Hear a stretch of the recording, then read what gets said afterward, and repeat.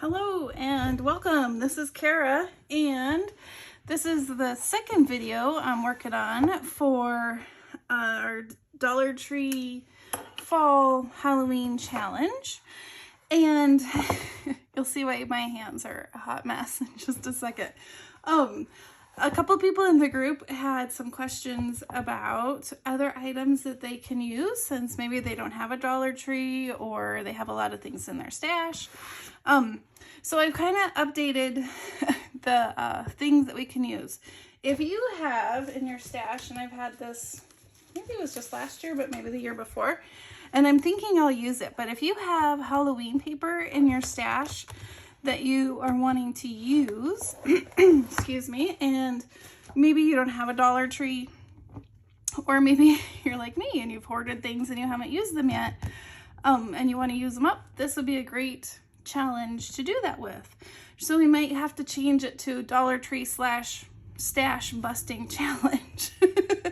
A couple people have also asked if they have fabric in their stash, can they use that? And I feel like sure, let's use what we have. I am gonna try and do some things that are out of the box, hence my hands thinking with some things from Dollar Tree. I think that's what makes the Dollar Tree challenge really fun, is just different ways to use supplies that we can get there. So if you have paper, and look, I even have all these little bits and pieces cut up. So I think I'll be using these as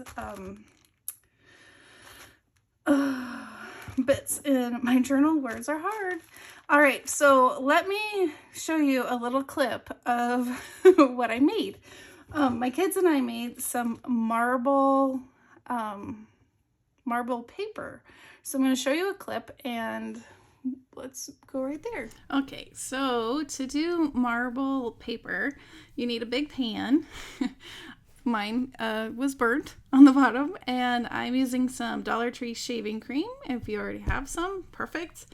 And then you kind of smush it around like my son is doing in the pan. And then the best thing to do is some liquid dye. I looked at Dollar Tree and I didn't see any, but we had some left over from Easter from dyeing eggs. And then you can either do this with a toothpick if you don't want to dye your fingers, or like my son did with his finger, and he just kind of went around and swirled the dye and the shaving cream around. And then you put a piece of paper, and I'm just using regular old copy paper, and then you smush it in, and then you pull it out, and then it has that marble effect. It's really cool.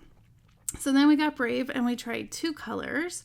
Now this orange is a dry pigment because I didn't have any colors to make orange, but this is my husband's baking stuff, and it didn't work as well as the liquid dye. So definitely use like the egg dye, the egg coloring dye. It works much better. The orange kind of just flakes off when it dries, so it kind of makes a mess. And so here we're smushing it in again, and that's really fun with the 2 colors. And then we're even more brave. And now my daughter, she is the one kind of mixing up the colors.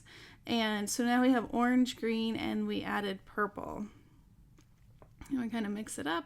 If you mix it up too much, it would make a really gross gray, brown, kind of grayish color.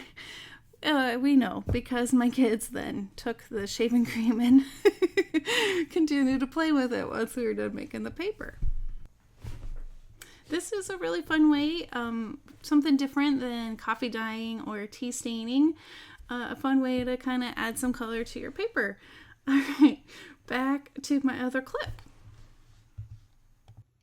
All right, so here are the pieces, the pages that we ended up with, and they're hot off the press. They're still even a little bit damp.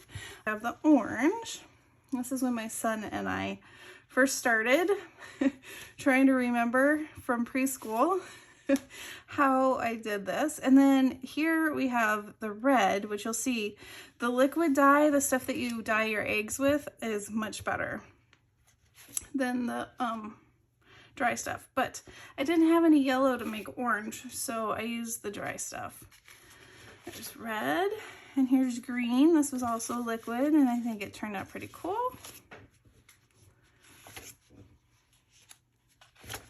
Lots of green pages.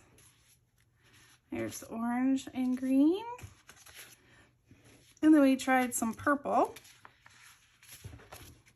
Yes, turned out really cool.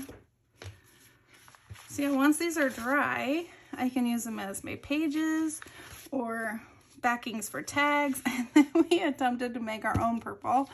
It didn't go so well. It would have been cool if we just left it red, white, and blue. But yeah, and then here is our first attempt at purple.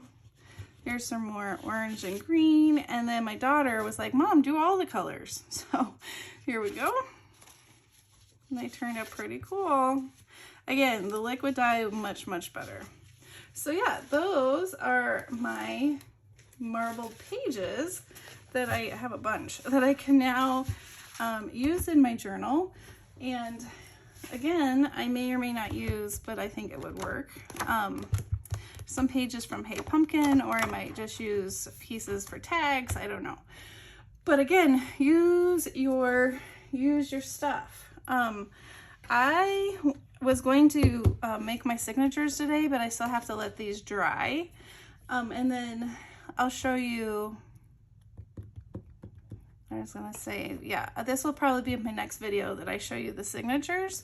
And then I'm also gonna work on, at Dollar Tree, they have this, it's like contact paper, and it reminded me of the Tim Holtz stuff. And so my next video, depending on how I am doing with my signatures, I might just show you it all put together.